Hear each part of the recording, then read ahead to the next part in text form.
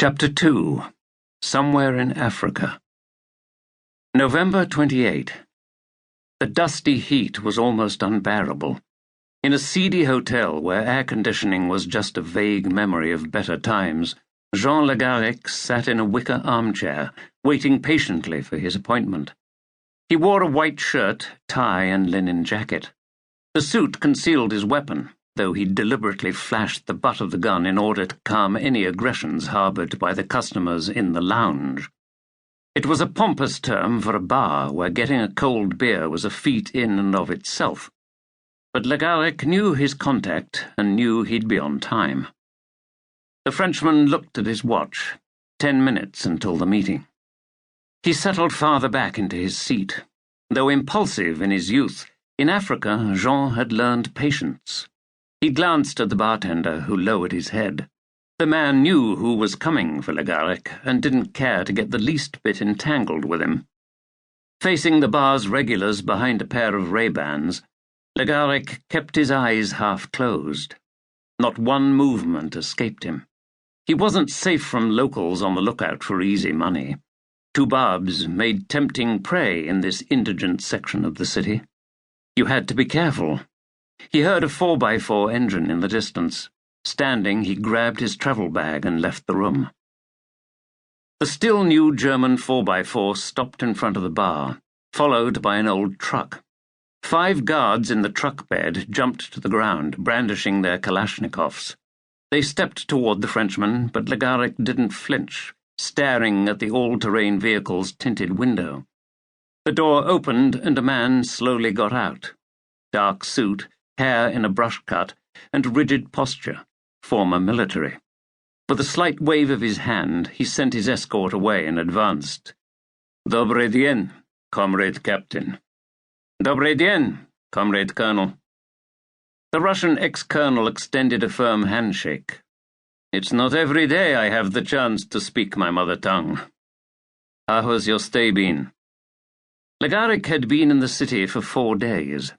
His appointment, initially scheduled for Wednesday, had ultimately been postponed until Saturday. That was part of the game.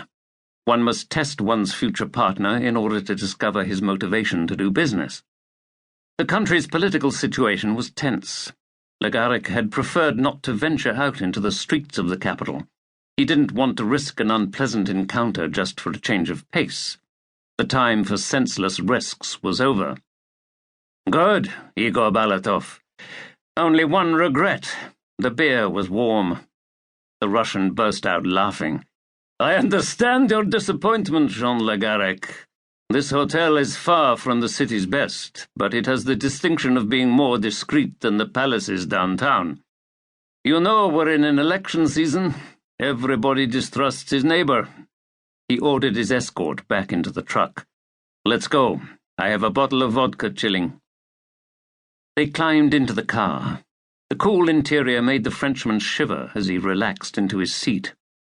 Balatov signaled his driver to pull away, then opened the built-in mini-refrigerator in front of him. He took out 2 chilled glasses and a bottle. "I appreciate this meeting, Captain Legarec. Even though my new position is more lucrative, I miss the company of my peers." "With pleasure, Colonel." He paused, which the Russian interpreted immediately. "Everything is in order for your meeting with General Mourgade. He has studied your file with interest. It's up to you to convince him, but I don't doubt your ability to do so, comrade." Balatov filled the 2 glasses and raised a toast. The 2 men had left the army long ago, but they continued to call each other by their rank. Still, their relationship had never been impaired by the fact that the Russian was a colonel while the Frenchman was only a captain. They appreciated each other, and the business did the rest. Legarec knew that as long as he remained honest with Balatov, he could count on his support. He also knew that a dirty trick could mean his death in the next few minutes. There were rules to follow. Balatov, after spending 20 years in the Red Army, had roamed quite a bit before becoming General Mourgade's military advisor. He ensured his protection and maintained the substantial paramilitary troops that kept Mourgade from fearing shifts in power. An accomplished diplomat, the general was in many ways